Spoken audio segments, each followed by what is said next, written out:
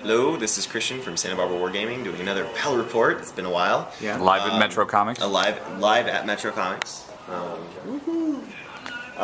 So anyway, I'm playing a game against Andy's Legion. I'm playing with Circle. I'm rocking out the Mohsar. He's hiding behind a hill. My list, we're playing 50-point shot clock game. In my list, I've got a Wold Warden, a Megalith, a Gorax, a Gnarlhorn, Lanissa Racel, a full unit of Reeves with UA, 2 Warwolves, a Reeve Hunter, and a unit of Bloodweavers for some stealthy, cutty goodness against living models. Very nice. I'm Andy. I'm running Legion today. This is going to be interesting because this is the first time I have played against Lanissa Racel. So we'll see how her anti-Legion tricks do against my Legion list here. And I'm going to be running Absylonia. You can't really see her very well. But I'm running Absylonia, running non-tier. So I've got Typhon, Seraph, 2 Scythians, Anissa. I've got Shredder, Shepherd, full Raptors, and that is about it. Pretty beast heavy, not very much Fury management. Alright, and this is the terrain that we're playing on that Paul's really proud of, this big freaking hill in the middle. Yeah, why don't you tell us about the rules, Okay, Paul, so you've got a forest, some difficult terrain patches. This does not block line of sight to any models. This layer here blocks line of sight to medium models, and the rock will block line of sight to large base models. You only get an elevated bonus if you're on the hill. If your enemy is attacking you while on the hill, you don't get the elevated bonus. And over there, so there's some difficult terrain as well. And so this is an obstruction, but you can go over it with flight. You can land on top of it with flight. Same thing with that. Another obstruction, no landing on top of it. Yep. Cool. Alright, excellent. Oh, and one other thing too. The 4-foot board, the edge of the board here to the back of the building there. That's our 4-foot area. So Perfect. yeah, I'm just trying to remind Christian so he doesn't cheat and go way around. Yeah, you know it. Alright, we'll get this game on. Alright.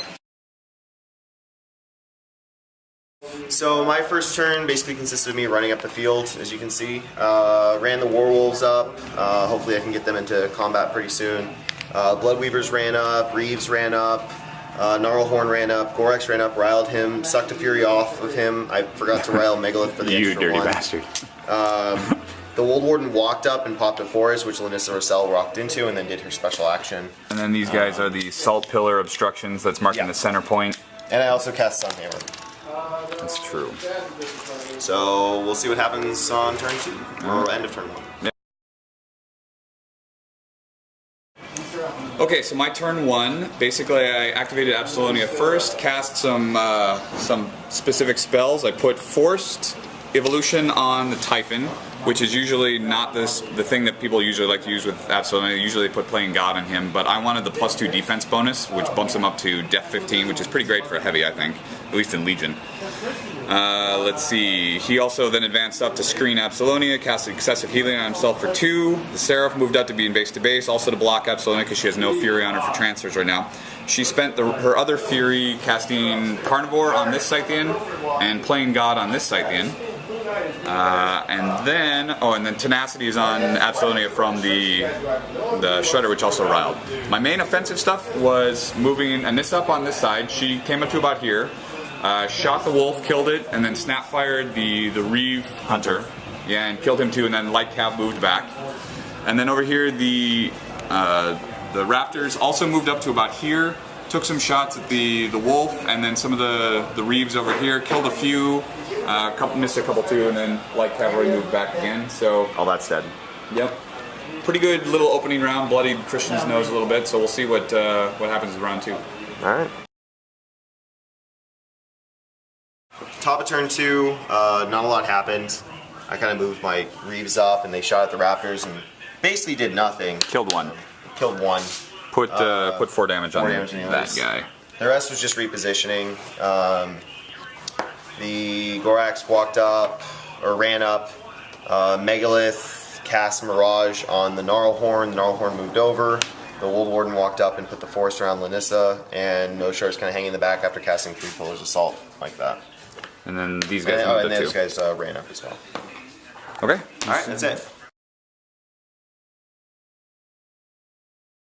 Okay. Alright, the dice were rolling so hot, I was burning up. I disrobed a little bit here. But, alright, so what I did was I had to get around, there were 3 pillars of salt here. So one of the first things I did was activate Typhon, have him walk around the edge and do a bunch of sprays. Took out a good amount of Reeves with some, 2 sprays, took out like 6 or 7 Reeves plus the officers. A lot of them. Almost the majority of the Reeves you see there are killed by Typhon. And he's fully boosted out, which is kind of a problem, and 4 Fury on him, but oh well. Then I had the Seraph stay put, roll a strafe attack, rolled a 6, so I got 4 strafe shots, targeted this pillar here, and normally in obstruction you need a POW 14 to kill it, but because, I only have a POW 12, but I have fire on my weapon, so that allows me to do the damage anyway. So with some shooting, I was able to take out the salt pillar that was right here. That cleared a charge lane for this Scythian to target the Gnarlhorn. Charged in there, rolled really well too, and wiped him out. Carnivore helped out with that as well. Then declared a charge with this Scythian against the Gorax. Rolled pretty well too, and was able to take him out. The Raptors moved up, killed a few more guys. Light Cavalry moved that way. And Anissa came over here. She killed one of the Blood Witches? Blood Weavers. Blood Weavers. And then Light Cav moved back. And now, and then over here, Absylonia dropped 5 Fury, kept 1 for transfer, put Tenacity on her, and time to await the feat of Mohsar and see how things go here. Alright, we'll see what happens. Alright, so, this was an interesting turn. I ran over, killed the solo Dragoon person, I don't know what she is. Anissa, yeah. Anissa. She's dead. With the Blood Weavers. 2 of them got into combat and chopped her down. I moved my Reeves over, killed 2 more of the Raptors. Who failed their command check. Yes, they did. Which is nice because now I can pretty much guarantee Mohsar's safety. Wold Warden walked up through the Scythian over here, hitting the Seraph. Doing minor damage to both of them. Well, no, I think that Scythian took he took 3 wounds? Yeah, he's got 3. Oh. He was minor. Yeah.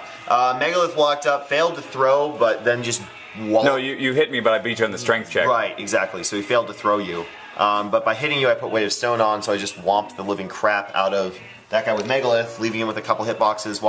Charged with Lanissa Rossell. She gets boosted attack and damage rolls, cut him down, and froze him. At which point I was able to cast Crevasse on him, swallowing him whole. After popping my feet. Removing him from play.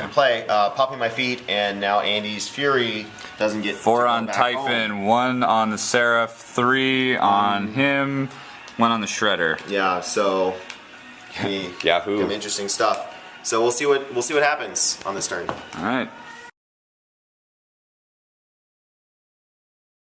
Okay, so it was an interesting turn. I started off with Typhon. Typhon failed his threshold check. Came over here, attacked the Scythian. Did a pretty minor amount of damage, all things considered. Then the Scythian passed his threshold check. The Seraph passed his threshold check. The Shredder failed his, came over, attacked the Seraph, who's right here, and did some small amount of damage to him. Then, let's see, after that, the Absylonia, she had 1 Fury on her. She cast Slipstream on herself, moved over here a little bit, and slipstreamed the Seraph 2 inches over here. The Seraph then... Hold on, popped her feet. Popped her feet as well too, yeah. Thank you. And then cleared off the damage off of her. She took 4 points of damage. Yeah, to heal all the beasts completely. He was the one who was healed the most. Sunhammer damage to Typhon and Shredder, which was negligible. Yeah, I mean the rest of these guys were almost relatively undamaged. Pretty good, pretty well damaged. Fair damage, almost nothing. But anyway, so they're all healed up now. Then I activated the Shepherd, moved her out of the way, and had Seraph move over here as far as possible because I wanted to try to get up onto this level to try to negate his elevated bonus. We agreed on that beforehand. There's a Pillar of Salt right here. I did strafe attack, got 3, designated the 1, 2, and 3 hits. Lanissa Rossell was right here. Keyword there was. Yeah, it was, yeah. Took out the Pillar first, boosted to hit and damage on Mohsar, hit him, did 7 points of damage to him, and then boosted to hit on Lanissa, got her as well, and killed her. Let's see, the Raptors passed their rally check and moved back over here. And then the Scythian stood up, sacrificed his action, and moved back into base-to-base contact with the Shredder and Typhon to hopefully block Absylonia a little bit. And that's it. So we'll see what happens. All right. So, the top of turn 4, so over here the Reeves moved up and did a little bit of damage to Absylonia. Not a lot, but a little bit. Then I walked Megalith up. He failed at casting Crevasse on Absylonia because he was a little bit too far away. She was 9 inches away. So I activated my Bloodweavers. They ran over to tie up the Seraph and the Shepherd.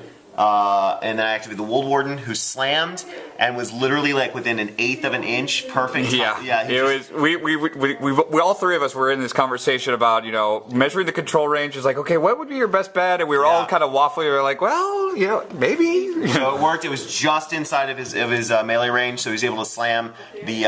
He got a 4. He rolled a 4, which is enough. It was too bad. It was enough to knock down the Shredder. Well, if I had rolled a 2, I would have still got her. Landed I was right here, and I don't know. It might have been enough to just for Absylonia to avoid it. I don't know. Maybe we'll see. Or if you rolled a 1, right? Or if I had rolled a 1, it would have been bad. But I rolled a 4, knocked both of these two down and him down, making her easy pickings. Then I cast Crevasse on her, doing a little bit more damage. Charged my Wold Warden with Mohsar, doing like 7 damage to the Wold Warden, which was fantastic because it's a charge attack with automatically additional die because it's with erosion. And then cast Crevasse on Absylonia and killed her when I had 3 Fury left for another one. Yep, it was a good game. It was definitely a good game. It was close, very close. So Mohsar pulled out a win. Yay, Mohsar! That was a really rough game. Yeah. It was pretty good. I think I would have. If I had survived that round, I think I would have been in a good place to take out both of your beasts. You would have been in a good place to take out Mohsar. He's right there in the middle of everything, so your Shredder could have killed him. He's only like arm def 14, so he's an old man with a stick. Yeah, it was a good game. Yeah, definitely a good game. All right, so it's time to get out of here.